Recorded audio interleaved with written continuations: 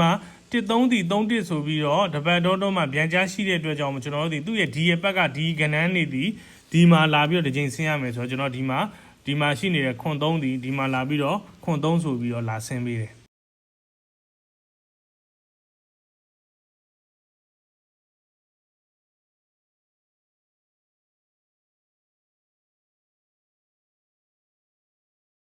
အားလုံးပဲမင်္ဂလာပါနော်ကျွန်တော်တို့ပြန်စလိုက်အောင်ဒါလေးကတော့16ရက်နေ့ကနေပြီးတော့20ရက်နေ့အတွက်ပေါ့နော်ကျွန်တော်20ရက်နေ့အတွက်ပြန်ကြားမူလေးပေါ့နော်ဟိုဆရာပြခဲ့တဲ့မူလေးတွေမှာကျွန်တော်တို့ဒီ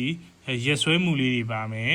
ပြီးတော့ဆရာတို့ဒီကဏ္ဍတရိကံမူလေးတွေပါမယ်နော်ပြီးတော့တော့ခုနပြောတဲ့နော်မနေ့ည break to မူလေးတွေပါမယ်ဒါကတော့ပြန်ကြားမူပေါ့နော်ဥပမာတပတ်အတော်တွန်းမှာပြန်ကြားထွက်တော့ရှိရင်တဲ့နော်ကျွန်တော်တို့ဒီတပတ်အတော်တွန်းမှာ30ဒီ30လို့ထွက်လို့ရှိရင်8ခွန်ဒီ8ခွန်လို့ပြန်ထွက်လို့ရှိရင်ပေါ့နော်အဲ့လိုမျိုးတပတ်အတော်တွန်းမှာပြန်ကြားထွက်လို့ရှိရင်တဲ့သူ့ရဲ့နောက်ဘက်ကကဏ္ဍကတဲ့တပတ်ကျော်ရမယ်နော်သူ့ရဲ့နောက်ဘက်ကကဏ္ဍကတပတ်ကျော်မှာလာပြီးတော့တစ်ချိန်သေးကြပေါက်ဆင်းပေးတယ်တဲ့နော်ကျွန်တော်မျိုးဒါလေးကတော့ကျွန်တော်စာနေရေးတဲ့ခါကျနည်းနည်းလေးတော့ကတိရပေါ့နော်ကျွန်တော်မျိုးတွေနည်းနည်းလေးနားလည်မယ်ဆိုရင်ကျွန်တော်တို့ဒီလိုပေါ့နော်တစ်ချက်ကြည့်လိုက်အောင်နော်ကျွန်တော်ဒီမှာ30ဒီ30ဆိုပြီးတော့တပတ်တော့မှပြန်ကြားရှိတဲ့အတွက်ကြောင့်မလို့သူ့ရဲ့နောက်ဘက်ဒီဘက်ကကဏ္ဍနေသည်တဲ့သူ့ရဲ့နောက်တပတ်ကျော်မှာအပတ်မှာပြန်ဆင်းပေးတယ်တဲ့နော်တစ်ချိန်ဆင်းပေးတယ်တဲ့နော်အဲ့တော့ကျွန်တော်ကြည့်ရအောင်နော်ကျွန်တော်အဲ့ဒါလေးကိုပြန်လိုက်စစ်အောင်နော်ကျွန်တော်မျိုးဒီဟာလေးကတော့နည်းနည်းလေးတော့ဟိုနားလေရခတ်တယ်နော်လိုက်ကြည့်ပေးပါနော်ကျွန်တော်ဒီမှာဒီတပတ်တော့မှ30ဒီ33ညာ30ဒီ33ဆိုပြီးတော့တပတ်တော့မှပြန်ကြားရှိရတဲ့ကြောင့်သူ့ရဲ့နောက်ဘက်ကဒီကဏ္ဍဒီမှာတစ်ချိန်ဆင်းရမယ်ဆိုတော့ဒီဘက်ကဏ္ဍနေထဲမှာ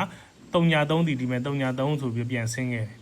အဲ့လိုပဲကျွန်တော်ဒီမှာဒီ30ဒီ33ညာ33ဒီ33ဆိုပြီးတော့တပတ်တော့မှပြန်ကြားရှိတဲ့အတွက်ကြောင့်မလို့သူ့ရဲ့ဒီဘက်နော်သူ့ရဲ့အောက်ဘက်ကတပတ်ကခဏနေဒီအောက်မှာတစ်ချိန်ပြန်ဆင်းရမယ်ဆိုတော့ဒီမှာဗာဆင်းလဲဆို33ဒီဒီမဲ့33ဆိုပြီးတော့ပြန်ဆင်းခဲ့တယ်အဲ့ဒီလိုပဲကျွန်တော်ဒီမဲ့8998ဆိုပြီးတော့နော်တပတ်တော့မှပြန်ကြားရှိရတဲ့အတွက်ကြောင့်သူ့ရဲ့ဒီဘက်ကကဏ္ဍနေဒီနော်ဒီဘက်မှာလာပြီးတော့တစ်ချိန်ပြန်ဆင်းရမယ်ဆိုတော့30ဆိုတဲ့ကဏ္ဍပြန်လာဆင်းပေးတယ်ဟုတ်ပြီနော်ကျွန်တော်ဒီမှာလည်းပဲ81ဒီ18ဆိုပြီးတော့နော်ပြန်ကြားကဏ္ဍရှိတဲ့အတွက်ကြောင့်မို့ကျွန်တော်ဒီဘက်ကကဏ္ဍနေဒီဒီမှာတစ်ချိန်ဆင်းရမယ်ဆိုတော့ကျွန်တော်ဒီဘက်ကကဏ္ဍနေဒီမှာတစ်ချိန်ဆင်းရမယ်ဆိုတော့ကျွန်တော်ဒီမှာတော့ဗာဆင်းသွားလဲနော်ဒီမဲ့4ခွန်ဒီခွန်4ဆိုပြီးတော့ဆင်းသွားတယ်နော်အဲဒီလိုပဲကျွန်တော်ဒီမှာ1 3ဒီ3တစ်ဆိုပြီးတော့တပတ်တော့မှပြန်ကြားရှိတဲ့အတွက်ကြောင့်မို့ကျွန်တော်တို့ဒီသူ့ရဲ့ဒီရဲ့ဘက်ကဒီကဏ္ဍနေဒီမှာလာပြီးတော့တစ်ချိန်ဆင်းရမယ်ဆိုတော့ကျွန်တော်ဒီမှာရှိနေတဲ့ခွန်3ဒီမှာလာပြီးတော့ခွန်3ဆိုပြီးတော့လာဆင်းပေးတယ်ရမယ်နော်ပြီးရင်ကျွန်တော်တို့ဒီမှာဒီလဲပဲကျွန်တော်တို့ဒီမှာခုလဲပဲကျွန်တော်ဖြစ်ပြီပေါ့နော်ကျွန်တော်ဒီမှာဒီ8ခွန်ဆိုပြီးဖြစ်တဲ့အတွက်ကြောင့်မလို့ဒီအဘက်ကကဏ္ဍဒီမှာပြန်ဆင်းရမယ်ဆိုတော့ဒီဘက်ကကဏ္ဍတွေထဲမှာရှိနေတဲ့9တစ်ဒီမဲ့15ဆိုပြီးတော့ဆင်းပေးခဲ့အဲ့ဒါကြောင့်မလို့ခုဒီမှာလဲပဲကျွန်တော်တို့ဒီ9နှစ်25ဆိုပြီးတော့เนาะတပတ်တော့မှပြန်ကြားရှိနေတယ်เนาะဒီ3ညာနှစ်လည်းရှိတယ်เนาะ9နှစ်25ဆိုပြီးတပတ်တော့မှပြန်ကြားရှိတဲ့အတွက်ကြောင့်မလို့ကျွန်တော်တို့ဒီအပတ်မှာရှိနေတဲ့ခဏန်းတွေဒီအပတ်မှာတစ်ချိန်ပြန်ဆင်းပေးရမယ်အဲ့တော့ကျွန်တော်ဒီအပတ်မှာရှိနေတဲ့ခဏန်းတွေဒီမှာ10ကွက်ရှိတယ်ဗောနော်ဒီ10ကွက်ဒီမှာတစ်ချိန်ပြန်ဆင်းပေးရမယ်เนาะအဲ့ဒီက10ကွက်ထဲကနေမှဆရာဒီပြန်ပြီးတော့ကျွန်တော်မျိုးတွေအတွက်ပြန်ပြီးတော့เนาะကျွေးလိုက်တဲ့အခါမှာဆိုရင် main အနေနဲ့ဆိုရင်ကျွန်တော်ဒီ35ရယ်55ရယ်ကိုပေးတယ် do main အနေနဲ့ဆိုရင်ခွန်6ခွန်4 4နှစ်ကိုပေးပါတယ်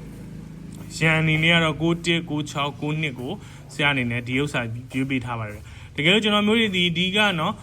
ဒီကိုထိုးဒီရှစ်ကွက်ကိုထိုးတာနဲ့ဒီကျွန်တော်မျိုးဒီဘာရမှာလဲဆိုတော့ပေါက်သီးတစ်ချိန်စာရမှာဖြစ်ပါတယ်ဗျာနော်ဘယ်နှချိန်စာလဲပေါက်သီးတစ်ချိန်စာရမှာဖြစ်ပါတယ်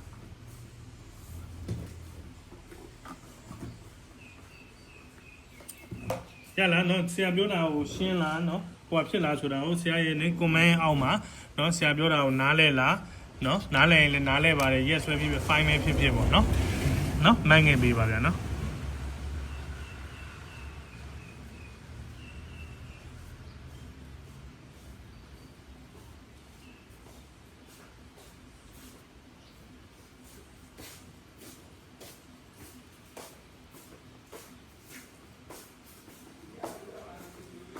ကျွန်တော်တို့ဒီပေါက်သီးတစ်ချိန်စာရမှာဖြစ်ပါတယ်နော်ဟုတ်ကဲ့ပါဗျာနော်အဲ့တော့နော်ကျွန်တော်ရဲ့မျိုးတွေဒီနော်ဒါလေးကို second shot လေးရိုက်ပြီးယူထားနော်